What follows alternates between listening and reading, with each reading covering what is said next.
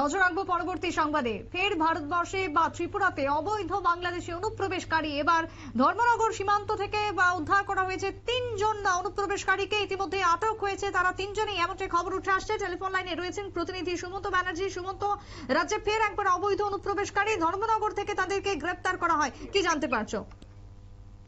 দেখো, এই তুমি যেটা বলছিলে, ধর্মনগর সীমান্ত এলাকা থেকে বাংলাদেশিদের আটক করা হয়। বিএসএফ এর তরফে জানানো হয়েছে যে ধৃত 3 জনের মধ্যে 2 জন ট্রান্সজেন্ডার এবং 1 জন পুরুষ ছিলেন। তারা বাংলাদেশের গাইবান্ধা এবং সুনামগঞ্জের বাসিন্দা।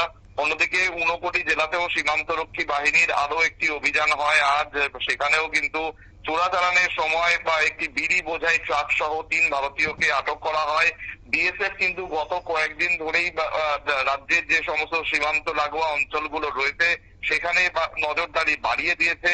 এবং তোমাকে জানিয়ে রাখবো, গত কয়েকদিন 14, 15, 16, 17 টানা 4 দিন ধরেই কিন্তু তারা ক্রমাগত কাউকে না কাউকে এই চোরাচালান এবং অনুপ্রবেশের সঙ্গে যারা যুক্ত তাদেরকে আটক করেছে। এবং তারা কিন্তু রিসেন্টলি এতে তাদের একটি এনসিবি সেল শুরু করেছে, যেটা যেই দলটা কাজ করা শুরু হওয়ার সাথে সাথেই কিন্তু বিএসএফ এর সাফল্য আসছে। সীমান্তে তারা কড়া নজরদারি রেখেছে এবং তার জন্যই কিন্তু বিএসএফ এর কাছে ক্রমাগত সাফল্য। এবং এটা নিঃসন্দেহে আমাদের রাজ্যের জন্য তো বটেই, দেশের জন্য অত্যন্ত ভালো খবর বলেই মনে করা হচ্ছে।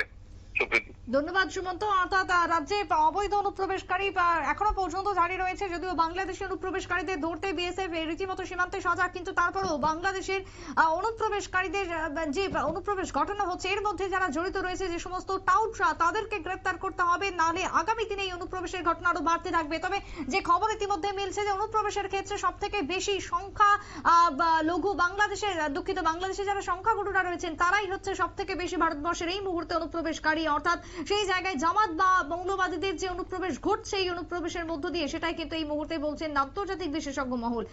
এখনকার মতন সংবাদ এখানেই শেষ করব। পরবর্তী নিউজ আপডেটের জন্য চোখ রাখবেন শুধুমাত্র নিউজ ভ্যানগার্ডের পর্দায়। নমস্কার।